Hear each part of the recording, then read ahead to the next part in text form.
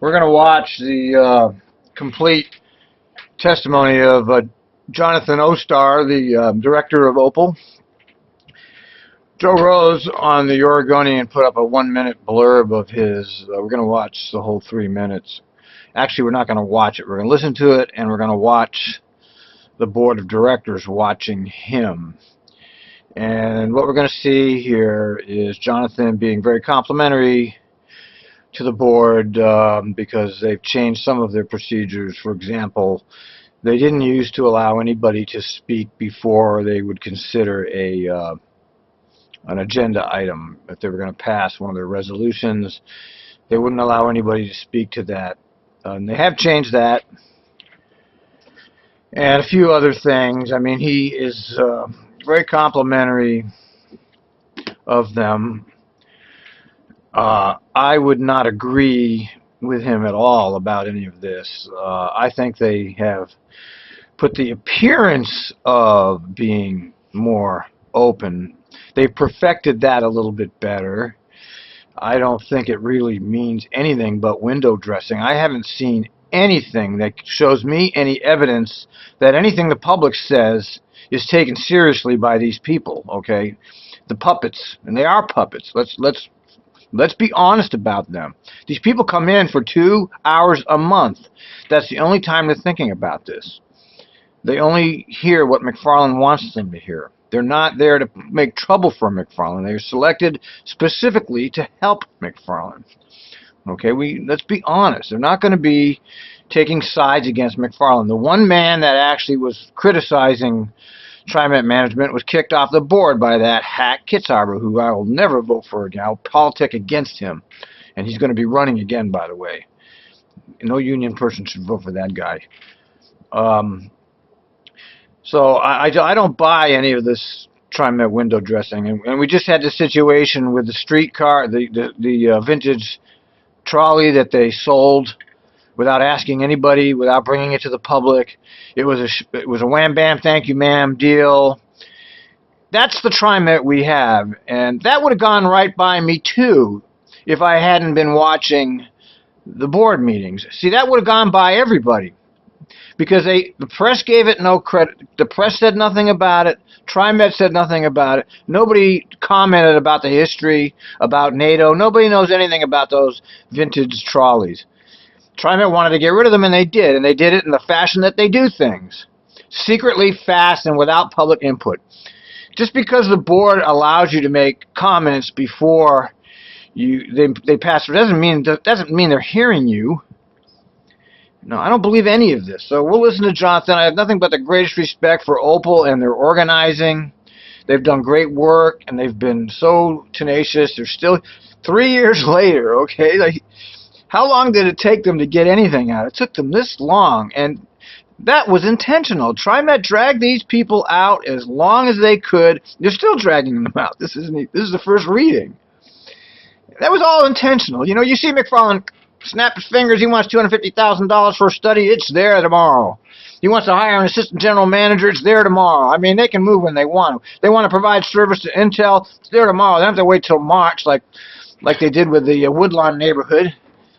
All of this is bullshit, okay? People don't see it. I see it. I worked there for years. I follow them every day. I listen to them They're part of me at this point. I know how they're thinking. I'm in their heads, maybe. I know what they're up to, and it's not good. It's not for us, believe me. You know, and there's only me left now. The only real critic is left standing is me. Alex Hawk, he's got a car. He doesn't use Trimet anymore. Eric Halstead, he doesn't use Trimet. He's driving all the time now. Lane has been banned by the fascists, you know, completely unconstitutional what they did there. What can we do about it? Nothing, because they're the kings and we're the serfs. And they've set this up where if Lane goes back, he'll go to jail. I mean, complete fraudulent bullshit. But he's still banned, isn't he? See, people aren't seeing the truth here.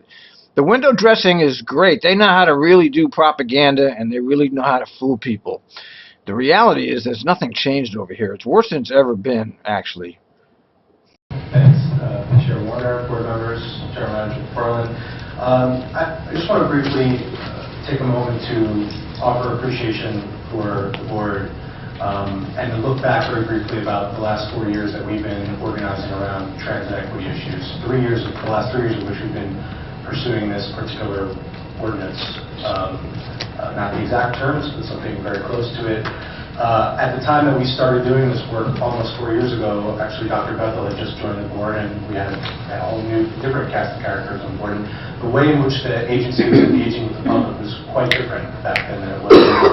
In fact, at the time that we started organizing around transit equity, you couldn't testify to a particular ordinance prior to the vote on the ordinance. And it seems like such an obvious thing now, but 4 years ago, it was a fundamentally different paradigm of how this particular board engaged with the public. And so I just want to appreciate the cultural shift that's happened over the last 4 years to some degree, and we look forward to continuing that engagement. And the fact that we have a board that is much more actively engaged and considerate of the issues, which wasn't quite the case 4 years ago. So we want to appreciate those shifts over the last 4 years. I do just want to also address one thing. It seems like there's a misperception that this particular policy proposal is just an OPAL and Bus Riders Unite issue.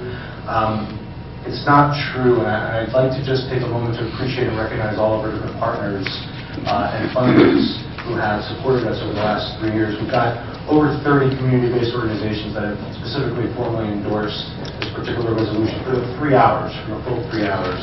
Center for Intercultural Organizing, and Casey is here to talk on their behalf.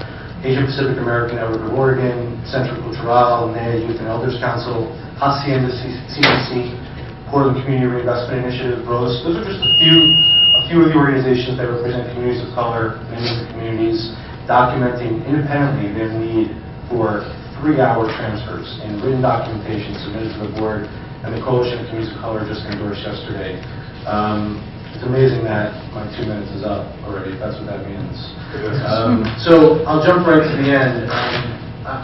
Hopefully the Bus Riders United leaders that have been with us for the last 3+ years, 4 in the room, are going to be able to testify in their own voices as well. And it's important just to understand that a lot of this support is based on trust. It's based on relationships and trust. And that's what we're really looking for from this board as well, because I think as we turn the page and move forward, it's incredibly important that we have a more trusting relationship, and that's what we're hoping for and we're looking forward to.